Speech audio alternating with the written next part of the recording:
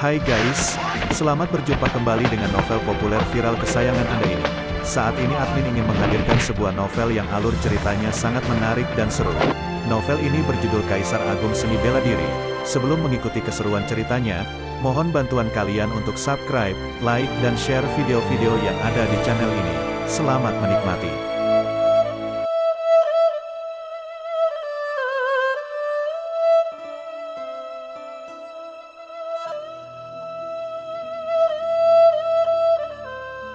Kaisar Agung Seni Bela Diri, Bab 259, Mendirikan Sekte. Luo Xiu adalah orang yang sangat bisa diandalkan saat seseorang membutuhkan bantuan. Keesokan paginya, Su Jingnian mengumpulkan keluarga Su dan semua orang di tingkatan pemurnian ilahi sesuai perintah Luo Xiu. Jumlahnya mencapai 20-30 orang. Selain itu, ada orang berbakat dengan kemampuan kultivasi yang baik di kalangan generasi muda keluarga Su. Apabila semuanya digabungkan, mungkin jumlahnya mendekati 50 orang. Luo Xiu berpendapat bahwa Sekte Matahari Hitam seharusnya mendapat kabar kepulangannya ke kota bagian Tanah Langit. Untuk mencegah Li Xuan yang membuat masalah, Luo Xiu membawa seorang tua dan Luo Xiu Xiu yang merupakan kakak perempuannya untuk pergi bersamanya ke alam rahasia Istana Ungu. Sebenarnya, Luo Xiu tidak bermaksud untuk memindahkan semua anggota keluarga Su ke alam rahasia Istana Ungu sekaligus. Bahkan, meskipun dia lebih kaya dari penguasa bela diri, Luo Xiu tentu saja tidak akan mampu membiayai orang sebanyak itu. Yan Yuyu juga sudah pulang dari kediaman keluarga Yan. Mengetahui bahwa Luo Xiu akan memimpin orang untuk membuka kembali alam rahasia Istana Ungu, dia langsung tahu bahwa Luo Xiu akan membangun kekuasaannya sendiri. Istana Ungu sudah hancur, tidak ada lagi ancaman bagi keluarga Yan. Aku bisa mencoba menarik keluarga Yan bergabung denganmu, kata Yan Yuyu kepada Luo Xiu. Yan Yuyu berharap hal itu bisa membantunya. Masalah ini masih perlu dibicarakan lebih dalam lagi. Saat ini, harus bangun kekuasaan dulu. Luo Xiu tersenyum datar. Selama ini, membangun kekuasaannya hanyalah ide belaka. Apabila Luo Xiu benar-benar ingin mengembangkannya, dia harus membangun inti kekuatan terlebih dahulu. Sebuah kapal perang perunggu berlayar dari kota bagian Tanah Langit. Kapal itu menempuh 10 hari perjalanan untuk bisa sampai ke negara bagian Tanah Langit. Pedalaman pegunungan batu ungu yang awalnya milik divisi non-inti Istana Ungu menjadi berantakan setelah dibakar Yan Yuyu. Ketika Luo Xiu memimpin orang-orang untuk menunggu terbang dengan kapal perang perunggu, dia melihat banyak kultivator seni bela diri berjalan bolak-balik melalui reruntuhan di bawah. Mereka tampak sedang mencari sesuatu. Sejak berita penghancuran Istana Ungu menyebar, banyak kultivator seni bela diri datang ke sini. Mereka ingin menemukan beberapa harta karun dari reruntuhan di luar Istana Ungu, jelas Su Jingnian sambil tersenyum. Mendengar penjelasan Su Jingnian, Luo Xiu mulai paham. Bagaimanapun, bagi sebagian kultivator seni bela diri tingkat rendah, sumber daya dianggap sangat langka. Mencari harta karun di antara reruntuhan seperti ini adalah hal biasa bagi mereka. Haha, aku menemukannya. Tiba-tiba, seseorang pria kekar menemukan sebuah slip giok di reruntuhan bagian bawah. Pria ini memiliki basis kultivasi dari level ke-7 tingkatan bawaan. Di wajahnya, ada bekas luka sayatan pisau yang memberi kesan garang bagi orang yang melihatnya. Pada saat yang sama, banyak orang berkumpul dan memperhatikan slip giok di tangan pria itu. Yang tercatat dalam slip giok itu semuanya sangat luar biasa. Setidaknya, itu adalah teknik kultivasi seni bela diri peringkat ke-7. Bagi pasukan biasa, teknik kultivasi seni bela diri peringkat 7 sangat langka sampai bisa dianggap sebagai warisan inti. Namun, bagi masa kejayaan Istana Ungu dulu, teknik kultivasi seni bela diri peringkat 7 hanyalah sampah yang dilatih oleh murid non-inti. Sementara itu, murid inti sejati melatih teknik kultivasi seni bela diri peringkat ke-8 atau ke-9. Akan segera terjadi peperangan yang besar. Pria yang menemukan slip giok mengeluarkan pedang yang panjang dan ramping. Dikelilingi lebih dari lusinan orang, pria itu buru-buru keluar dari kerumunan dengan sekuat tenaga. Brengsek, banyak orang yang memaki pria tersebut. Sebagian besar barang di reruntuhan Istana Ungu sudah hancur. Tidak banyak barang yang dapat diselamatkan di sana. Ketika pria dengan luka di wajah itu mendapat slip giok, orang-orang langsung merasa iri dan cemburu. Saat ini, seseorang memperhatikan ada kapal perang perunggu melayang di angkasa. Kapal perang yang panjangnya ratusan meter itu melintang di angkasa. Di geladak ada banyak kultivator seni bela diri dari keluarga Su. Mereka semua diselimuti aura khas mereka masing-masing. Situasi itu menyebabkan orang-orang yang berburu harta karun di reruntuhan merasakan tekanan yang mengerikan. Bukankah ini kapal perang Istana Ungu yang dulu? Jangan-jangan orang-orang dari Istana Ungu sudah kembali? Harusnya bukan orang dari Istana Ungu. Bisa saja malah orang yang menghancurkan Istana Ungu. Kerumunan di bawah menjadi kacau dan gaduh. Semuanya, kami telah mengambil alih tempat ini. Yang tidak berkepentingan, cepat pergi, ujar Luo Xiu dengan lembut sambil menghadap ke kerumunan. Luo Xiu tampak berdiri di depan geladak dengan tangan di belakang. Suara Luo Xiu tidak nyaring, tetapi terdengar dengan jelas oleh semua orang. Keagungan dalam diri Luo Xiu tidak perlu diragukan lagi. Ini tanah tak bertuan, kenapa kita harus pergi? Seseorang di antara kerumunan di bawah memimpin dengan teriakan. Ya, atas dasar apa? Sebagian besar pemburu harta karun di reruntuhan ini adalah kultivator independen. Beberapa dari mereka juga aja yang dari sekte kecil dan keluarga bangsawan. Di sini jumlahnya kira-kira ada ratusan orang. Pemburu harta karun menyadari di kapal perang itu tidak ada orang yang berpihak kepada mereka. Dalam sekejap, mereka tiba-tiba memiliki keberanian dalam diri mereka. Namun, ada juga beberapa orang pintar yang tahu jika kawanan Luo Xiu pasti sulit untuk dihadapi. Semua itu dapat diamati dari mereka yang datang dengan kapal perang. Hal ini yang membuat mereka memutuskan untuk pergi dan tidak ikut campur.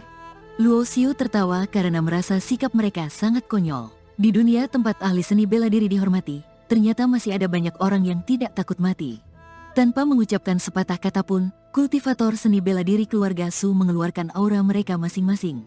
Hal itu membentuk gelombang tekanan sehingga menekan kerumunan. Sebagian besar kerumunan di bawah adalah kultivator seni bela diri tingkatan bawaan. Hanya sedikit yang mampu mencapai tingkatan pemurnian ilahi. Keluarga Su memang sedikit jumlahnya, tetapi masing-masing dari mereka ada di atas tingkatan pemurnian ilahi. Bahkan, ada yang sudah mencapai tingkatan raja. Dalam sekejap, ada kesenjangan besar dalam segi tingkatan kekuatan. Lebih dari separuh kerumunan wajahnya mulai memerah.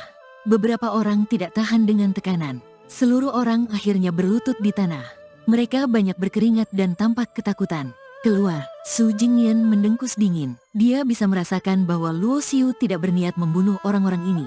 Jadi, dia melarang keluarga Su melakukannya. Tekanan dari tingkatan penguasa jauh lebih baik daripada aura kultivator seni bela diri keluarga Su.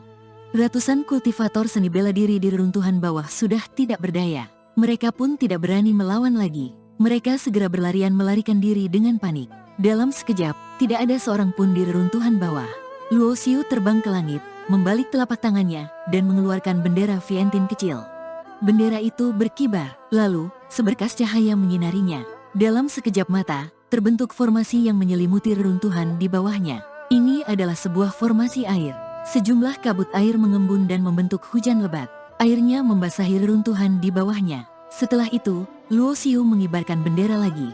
Dia mengatur formasi berdasarkan kekuatan kehidupan. Tumbuh-tumbuhan yang mati terbakar tiba-tiba tumbuh lagi dengan cepat. Dalam waktu singkat, tempat yang awalnya runtuh berantakan berubah menjadi subur dan penuh vitalitas. Apa yang dilakukan Luo Xiu benar-benar membuat keluarga Su kagum di kapal perang. Mereka semua memandang Luo Xiu dengan mata penuh takjub. Melakukan apa yang orang lain tidak bisa lakukan barulah bisa disebut sosok yang kuat. Segera setelah itu, Luo Xiu mulai mengatur formasi lagi. Sejak dia mendapatkan ketuhanan palsu, indera spiritualnya telah meningkat pesat. Dia sudah memiliki kemampuan untuk mengatur formasi tingkat ke-7. Selain itu, dengan bimbingan Kaisar Bela Diri ke-8, tingkat formasinya juga meningkat pesat. Awalnya, dia berada pada master formasi tingkat ke-7. Dia terus mengeluarkan berbagai bahan dari cincin penyimpanan dan menyempurnakannya menjadi berbagai bendera formasi dan cakram formasi. Lebih dari 4 jam kemudian, dia membuat formasi perlindungan gunung tingkat 7. Itu juga merupakan formasi pelindung agung level ke-7. Namun, kekuatan milik Luo Xiu jauh lebih lemah daripada sekte Matahari Hitam. Selain itu, area cakupannya juga relatif lebih kecil.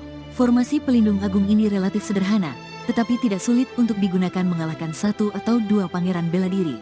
Namun, hanya dengan satu syarat, yaitu pangeran bela diri yang menyerang harus di bawah pangeran bela diri tahap lanjutan.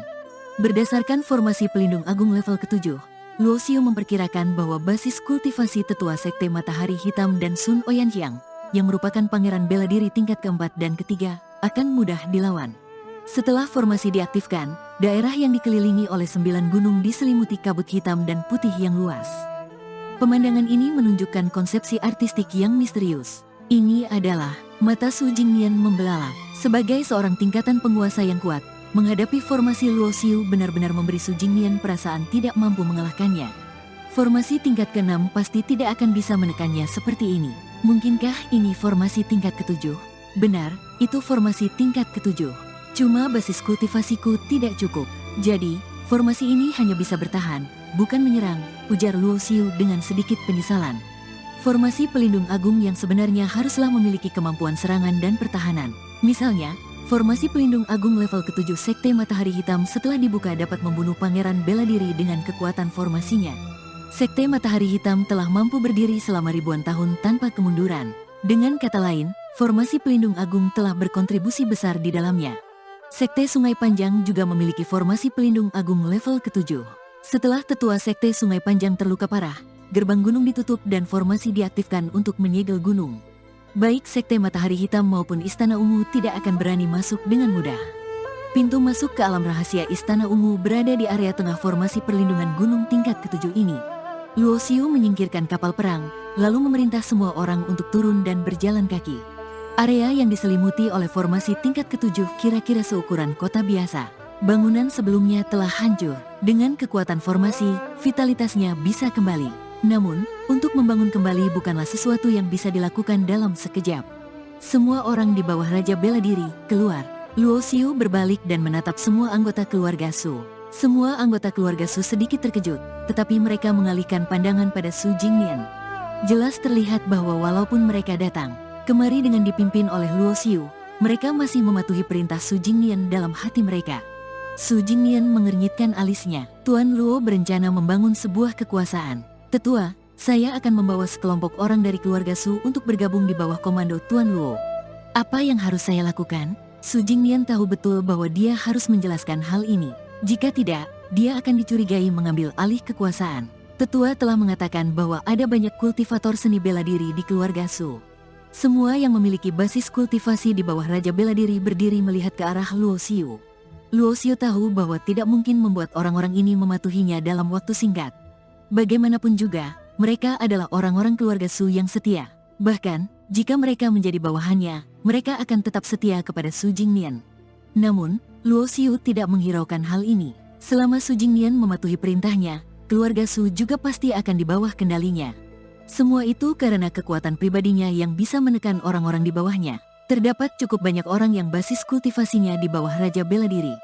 Jumlahnya lebih dari 30 orang. Luo Xiu mengeluarkan cincin penyimpanan dari genggaman tangannya. Lalu, dengan santai melemparkannya ke Su Jingnian dan berkata, utus seorang Raja Beta Diri untuk membawa orang-orang ini ke kota terdekat untuk merekrut pengrajin.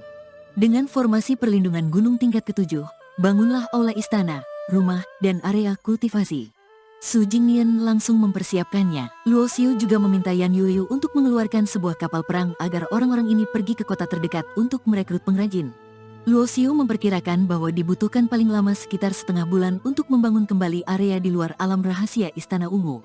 Luo Xiu sudah memiliki gambaran kasar bagaimana membangun area ini. Dia menuliskan idenya pada slip giok, lalu meminta mereka merekrut pengrajin untuk membangunnya sesuai rancangannya.